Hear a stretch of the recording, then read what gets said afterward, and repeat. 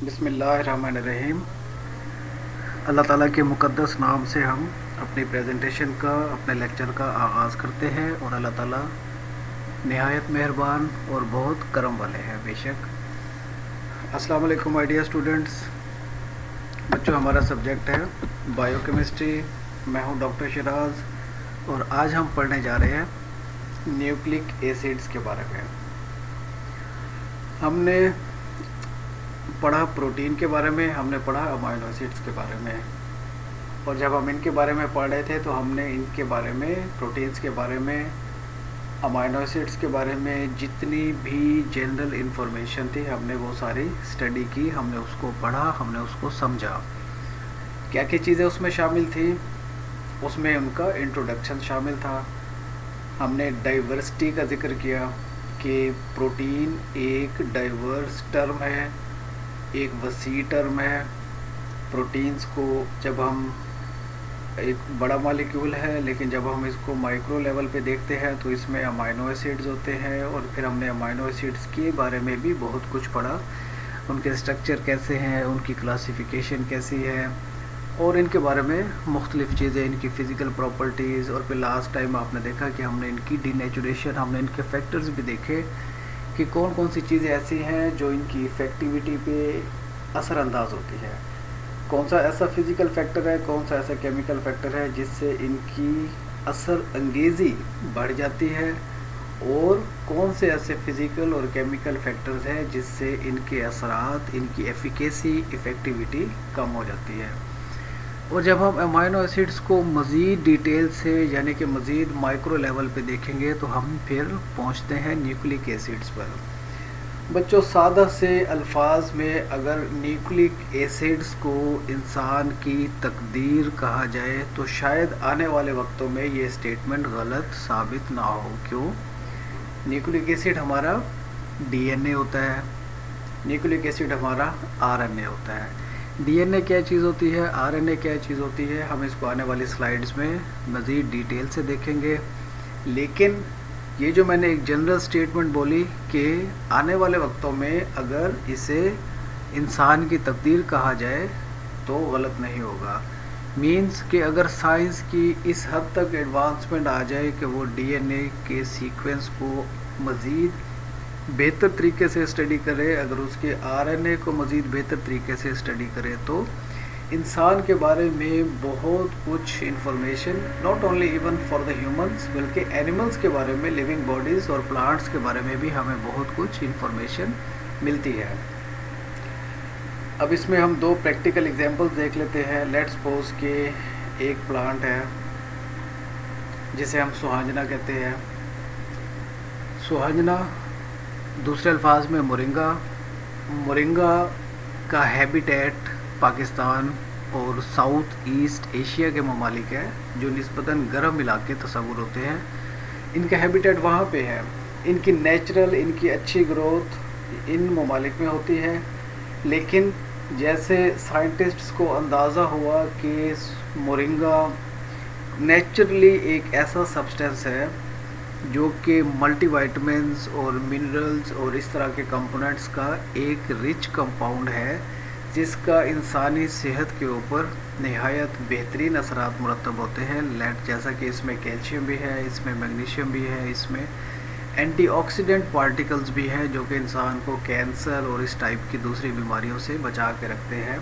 तो बाकी दुनिया के लोगों को भी ख्याल आया कि इतना अहम प्रोडक्ट जो है वो दूसरे ममालिक में है, तो हम इसे अपने मुल्क पर कैसे लाएंगे। तो उन्होंने जेनेटिक इंजीनियरिंग की, बायोटेक्नोलॉजी का सब्जेक्ट जो था वो उसे यूज़ किया। उन्होंने इनके जो स्पीशीज़ थे उनकी जेनेटिक स्टडीज़ की, उनके डीएनएस को देखा, उनके आरएनएस को देखा। फिर उन्होंने लैब्स में कुछ तजर्बे किए। उन्होंने देखा कि अगर हम इनको कुछ मखसूस इन्वायरमेंट, हम अपने अपने इलाकों में थोड़ी सी डिफरेंट इन्वायरमेंट में इसको ग्रो करना चाहें तो हम इसमें किस तरह की तब्दीलियाँ रूनुमा करें, वक़ू पज़ीर करें, ताकि हम दूसरे ममालिक में भी, दुनिया के दूसरे हिस्सों में भी इसको ग्रो करें। तो ये किस तरह मुमकिन है?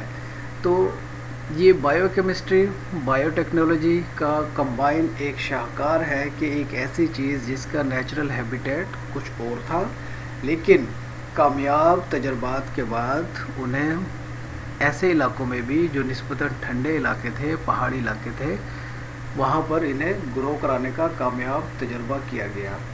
तो हम इसे कह सकते हैं कि न्यूक्लिक एसिड की हमारे सब्जेक्ट जो बायोटेक्नोलॉजी है, हमारा सब्जेक्ट बायोकेमिस्ट्री है, ये इसकी सक्सेस है कि एक जगह का कंपोनेंट दूसरी जगह पर ग्रो करने में और आप उससे प्रोडक्टिविटी, आप उससे प्रोडक्ट लेने में अगर कामयाब हो जाते हैं तो ये साइंटिस्ट्स की बहुत बड़ी अचीवमेंट है। सेकेंडली, इसकी इम्पोर्टेंस देखें कि इन केस इन फ्यूचर जिस तरह से तेज़ी से टेक्नोलॉजी की एडवांसमेंट होती जा रही है, अगर कंप्लीट स्टडी डीएनए की जाए और आरएनए की जाए, और आरएनए का जब हम जिक्र कर रहे थे तो हमने उसमें मैसेंजर आरएनए का भी देखा जो कि आरएनए की ही एक कॉपी होती है। मैसेंजर बेसिकली मैसेज से निकला है, मैसेज का मतलब है पैगाम। इसका मतलब है कि मैसेंजर आरएनए पैगाम को कैरी करने वाला एक प्रोटीन कंपोनेंट है। अगर उसके ऊपर जो पैगाम मेंशन है उसको पढ़ लिया जाए और डीएनए की शनाख्त जो है उसके ऊपर जो सीक्वेंस है न्यूक्लियोटाइड्स का, डीएनए के अपने जो कंपोनेंट्स बनते हैं उसके सीक्वेंस को एक बेहतरीन तरीके से स्टडी की जाए, तो दुनिया का साबित हुआ कि हर इंसान, हर एनिमल, हर प्लांट दूसरे से मुख्तलिफ है। हर किसी का डीएनए और आरएनए एक यूनिक करैक्टरिस्टिक रखता है। अगरचे इनके कंपोनेंट सेम होते हैं लेकिन इनका सीक्वेंस डिफरेंट होता है। दुनिया में आज तक जितनी भी चीज़ें पैदा हुई हैं उनके डीएनए और उनके आरएनए एक दूसरे से डिफरेंट होते हैं, फंक्शन सेम कर रहे होते हैं, लेकिन हर किसी ने अपनी यूनिकनेस बरकरार रखी होती है। डीएनए और आरएनए को स्टडी करने से हमें ये भी मालूम हो सकता है कि एक न्यू बॉर्न बेबी, एक नया बच्चा, may be in future finding ये हो सकती है कि 20 साल के बाद या 30 साल के बाद वो डायबिटीज़ का शिकार हो जाए, वो हाइपरटेंशन का शिकार हो जाए, या वो एक लंबी नॉर्मल लाइफ गुजारने के लायक हो। क्यों? कि उसके ऊपर जो मैसेजेस कोड हुए हुए थे, कोडिंग की सूरत में मौजूद थे, वो हमें इंसान के बारे में बहुत कुछ इन्फॉर्मेशन दे देते हैं, उसकी सेहत के बारे में, उसकी लाइफ के बारे में, उसकी डेथ के बारे में, और इसके अलावा इससे रिलेटेड जितनी इन्फॉर्मेशन है वो इससे हासिल की जा सकती है। जैसे कि हमने देखा कि कुछ जगह ऐसी होती हैं, जैसे कुछ बैंक्स के मामलात हैं, कुछ आम रूटीन के मामलात हैं, तो हम उस पर लोगों से ब्लू इंक के ज़रिए या ब्लैक इंक के ज़रिए अंगूठे लगवा लेते हैं। राइट अंगूठा मार्क के हमने ब्लू इंक के साथ और उससे पेपर पर हमने मार्क कर दिया। अब इसका अंगूठे के ऊपर जो लाइनों का सीक्वेंस है, जो उसकी तरतीब है, वो दुनिया की बाकी तमाम मखलूक़ात से, तमाम इंसान से डिफ्रेंशिएट रखता है। ये एक अल्लाह ताला का ऐसा निज़ाम है जिससे यूनिकनेस पैदा होती है। This means each and every creation of the world, either that's the human being, either that's the plant, either that's the animal, they are highly differentiated from each other. हमें तो ऐसा लगता है कि जैसे सारे इंसान एक जैसे हैं, हमें ऐसा लगता है जैसे सारे प्लांट्स एक जैसे हैं, लेकिन कहीं ना कहीं किसी न किसी लेवल पे उनकी यूनिकनेस बरकरार रहती है, वो एक दूसरे से मुख्तलिफ होते हैं। और इस मुख्तलिफपन को जब हम स्टडी करते हैं तो हम न्यूक्लिक एसिड्स पर आते हैं। ठीक है बच्चों, ये कुछ जनरल बातें थी जो कि तमहीदी बातें थी, हमारे स्टार्ट की बातें थी। अब हम अपनी अगली स्लाइड्स पर मूव ऑन करते हैं। हिस्टोरिक रिज्यूम 1869 में फ्रेडरिक ने सबसे पहले डिस्कवरी की। आइसोलेटेड कहते हैं सेपरेट करने को। What he called nuclein from the nuclei of the पस सेल्स। एक इन्फेक्टेड सेल्स था, एक ज़ख्मी सेल्स था, उस पर इन्फेक्शन हुई थी, उसका जो न्यूक्लियस था, उसका मेन मरकज़ा था, उसके अंदर से भी, यानी कि माइक्रो लेवल की चीज़ से भी उसके अंदर माइक्रो एक और लेवल की चीज़ पाई गई, एक प्रोटीन नुमा स्ट्रक्चर पाया गया, एक केमिकल पाया गया, जिसको उसने न्यूक्लिन का नाम दिया 1869 में, और साइंटिस्ट थे फ्रेडरिक। न्यूक्लियन को जब मज़ीद स्टडी किया गया तो उसमें एसिडिक प्रॉपर्टीज़ पाई जाती थी, तो फिर आने वाले वक्तों में उस न्यूक्लियन का नाम चेंज करके उसको न्यूक्लिक एसिड कहा गया। तो ये था कुछ उसकी हिस्ट्री के बारे में। साइंटिस्ट फ्रेडरिक है, जहन में रखिएगा कि आपके एमसीक्यूज़ में, आपके शॉर्ट क्वेश्चंस में आ सकता है। 1869 में इस साइंटिस्ट ने पस सेल्स के न्यूक्लियाई में से जो एक केमिकल डिराइव किया, आइसोलेट किया, उसको स्टडी किया, उसको हमने नाम दिया न्यूक्लियन का।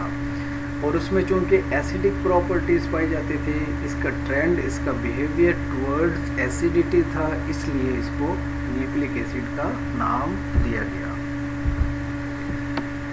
न्यूक्लियोसाइड, अभी मैं इस मौके पे आपको इसका बिल्कुल मुख्तसर सा एक जायज़ा इसका पेश करूँगा, फिर हम इसको मज़ीद जब हम एंडिंग कर रहे होंगे अपने लेक्चर के, हम इसको मज़ीद डिटेल से देखेंगे।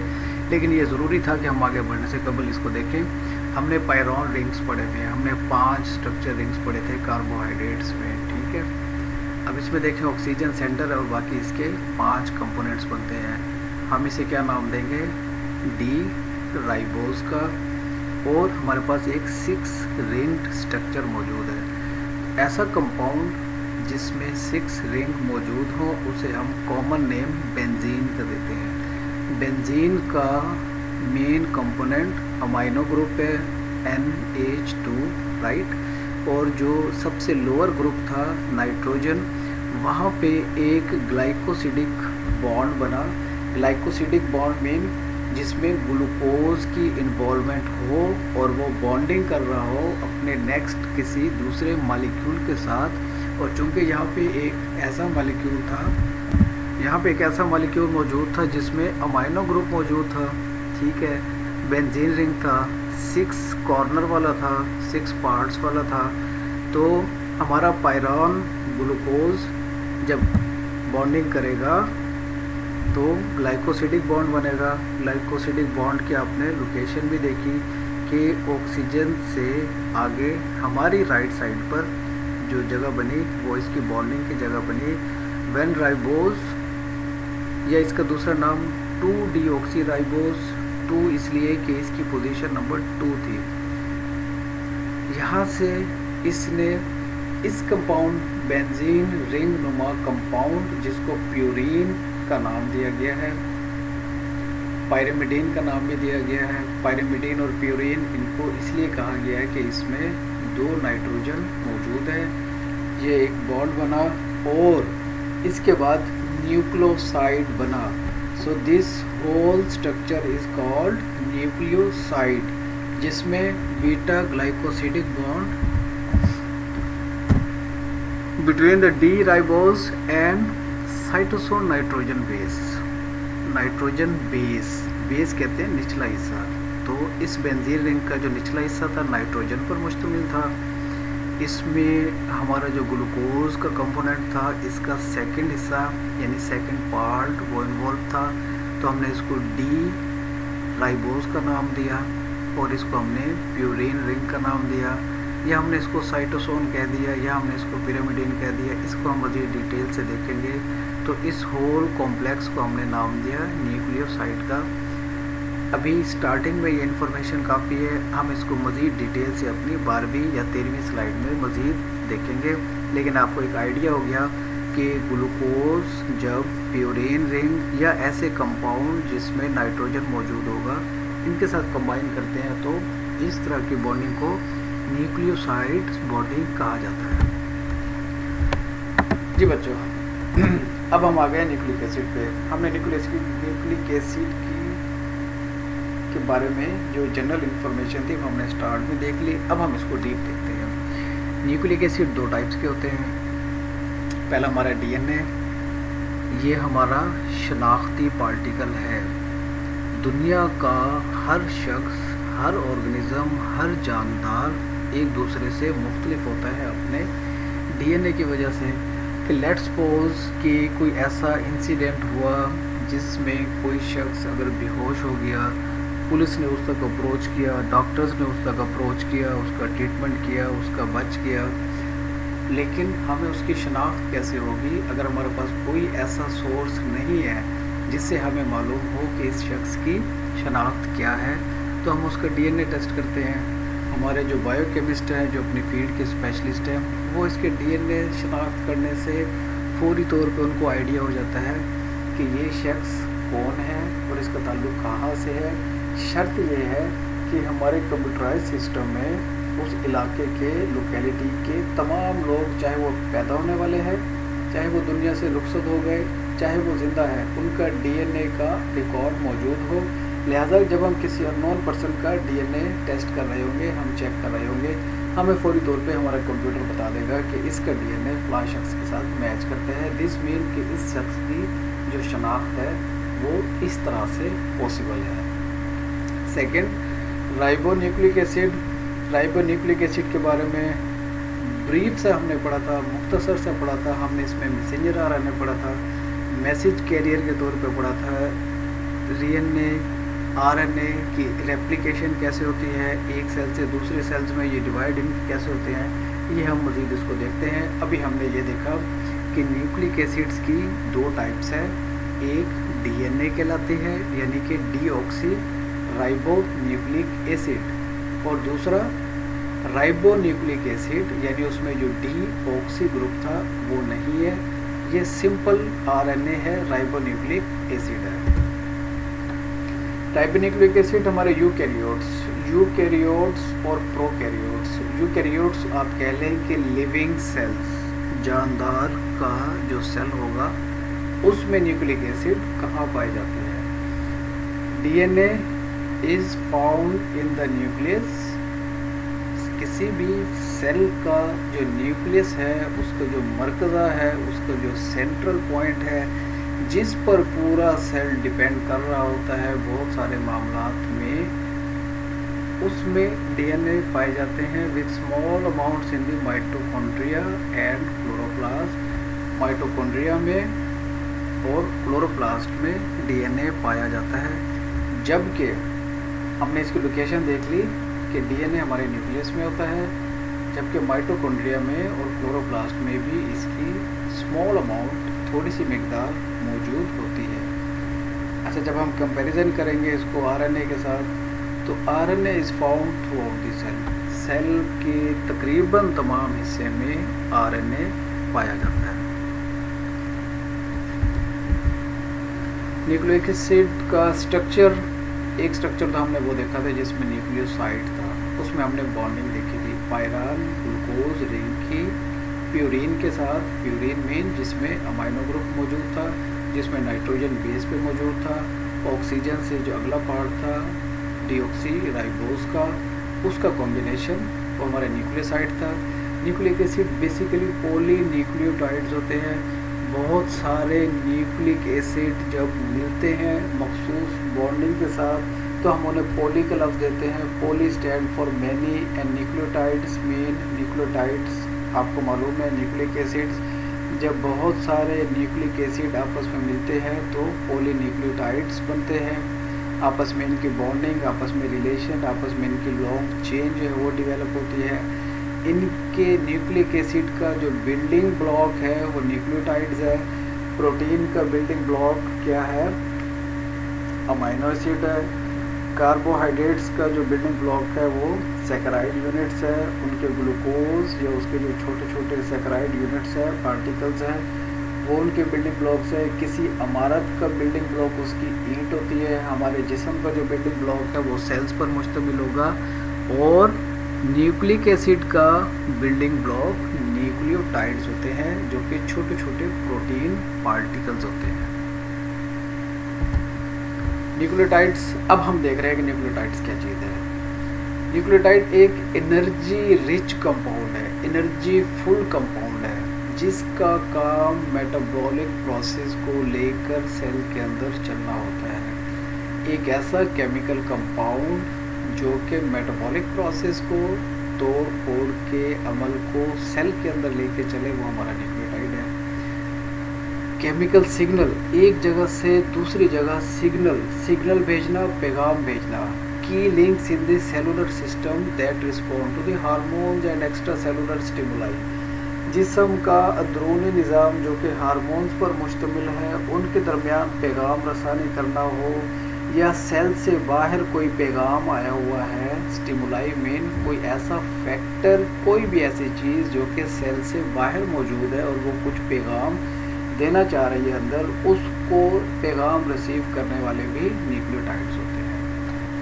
Structural components of number of enzymes, cofactor and metabolic intermediates, इनका ताल्लुक एंजाइम्स के साथ भी है, और दूसरे कंपोनेंट्स जो कि मेटाबॉलिज्म को कैरी ऑन कर रहे होते हैं, इनका ताल्लुक उनके साथ भी होता है। अब असल काम की चीज़, न्यूक्लियोटाइड इटसेल्फ किस चीज़ का बना हुआ है बच्चों? ये फास्फेट का बना हुआ है, शुगर का बना हुआ है, नाइट्रोजनस बेस का बना हुआ है, और इसमें हम देख चुके थे न्यूक्लियोसाइड स्ट्रक्चर में कि दो कंपोजिशन तो हम देख चुके थे कि एक नाइट्रोजनस बेस थी, शुगर थी, तीसरा इसका एफ पार्टिकल फॉस्फेट है। न्यूक्लियोटाइड्स क्या हुए? न्यूक्लियोटाइड्स एक एनर्जी रिच कंपोनेंट है, सेल के अंदर पाया जाता है, न्यूक्लियस के अंदर पाया जाता है, माइटोकॉन्ड्रिया के अंदर पाया जाता है, और आरएनए वो चीज़ है जो कि सेल के तमाम हिस्सों में पाई जाती है।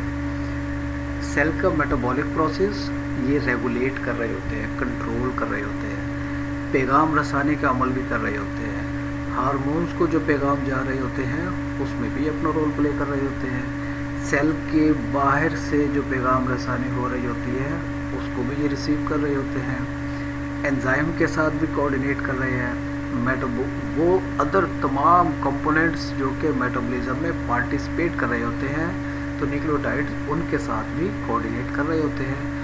इनकी अपनी कंपोजिशन क्या है? न्यूक्लियोटाइड्स फॉस्फेट के बने हुए हैं, शुगर के बने हुए हैं, और नाइट्रोजनस बेस के बने हुए होते हैं।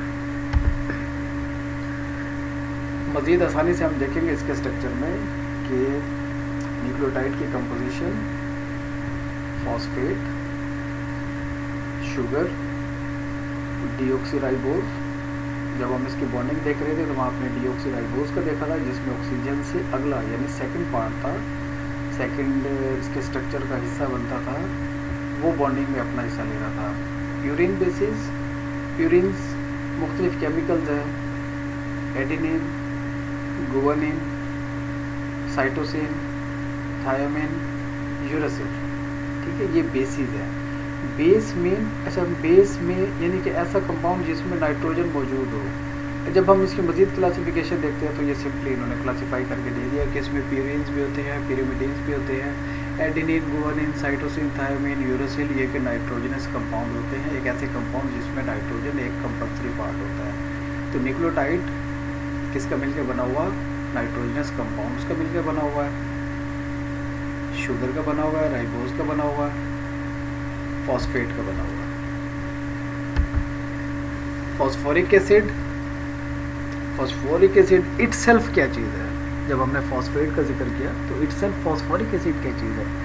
आपने नाम तो सुना होगा, आज हम इसका फार्मूला देख लेते हैं कि H3PO4 फॉस्फोरिक एसिड का मॉलिक्यूलर फार्मूला है। इसमें 3 हाइड्रोक्सी मोनोवेलेंट मीन एक बॉन्ड बनाने वाले हाइड्रोक्सिल ग्रुप है, कितनी तादाद में? 3, और ऑक्सीजन चूँकि डाइवेलेंट है, वो डबल बॉन्डिंग करता है, तो ऑक्सीजन भी इसमें मौजूद है, यानी ऑक्सीजन जिसमें इस हालत में मौजूद है कि वो अपनी डबल बॉन्डिंग वाली कैरेक्टरिस्टिक प्रॉपर्टी को बरकरार रखे हुए हैं। All link to pentavalent phosphorus, phosphorus की अपनी वैलेंसी 5 है, इसलिए इसको पेंटावेलेंट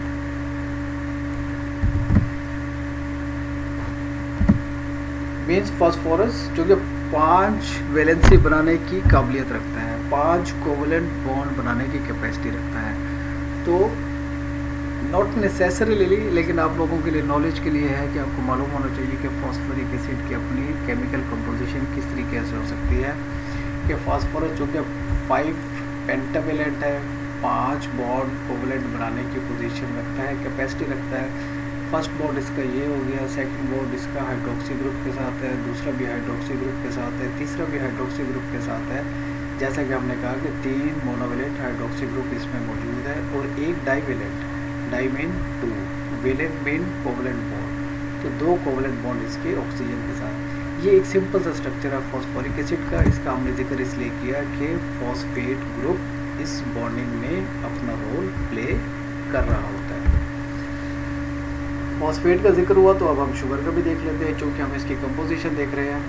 तो हमने देखा कि पायरान रिंग है 5 पेंटोज, यानी ऐसा शुगर है जिसको पेंटोज कहा जाता है, जिसमें 5 कार्बन शामिल होते हैं।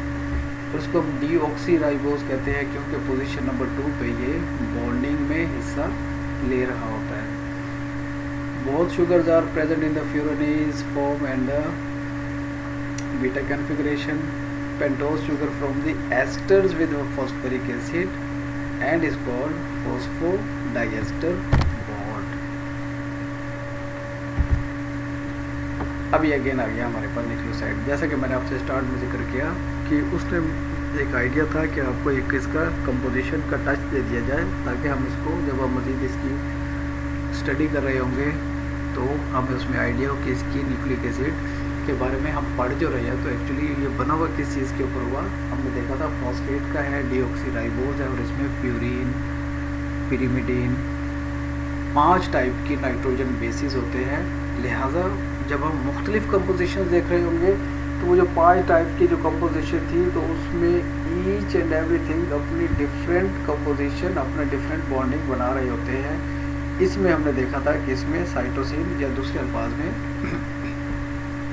प्यूरिन या पायरामिडिन बेस का कोई भी हिस्सा 2 और 3, प्यूरिन में हमने देखे थे 2 कंपोनेंट्स हैं और पिरिमिडीन बेस में देखे थे हमने 3, यानी तीसरा इसमें यूरासिल शामिल था। अब ये कोई भी हो सकता है, उन 5 में से कोई भी स्ट्रक्चर हो सकता है।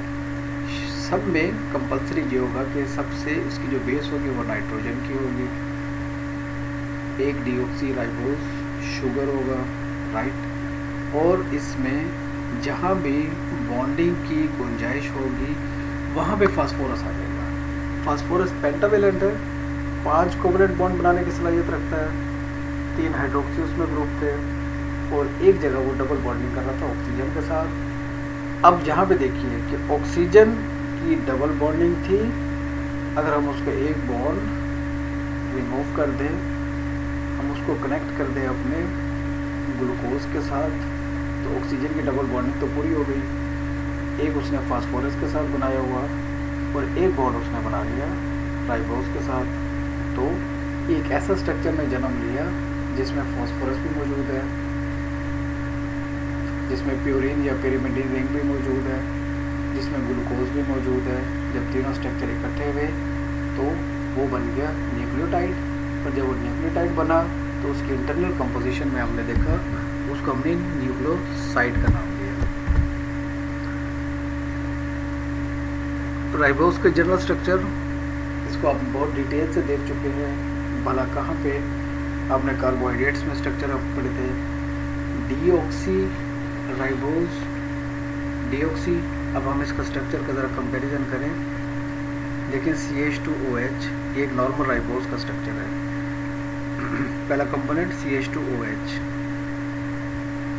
OH, आखिर में 2 देखें हाइड्रोक्सी ग्रुप, हाइड्रोक्सी ग्रुप। हमने इसको डीऑक्सी क्यों कहा है कि इसमें oxy mean oxygen, D mean निकाल देना।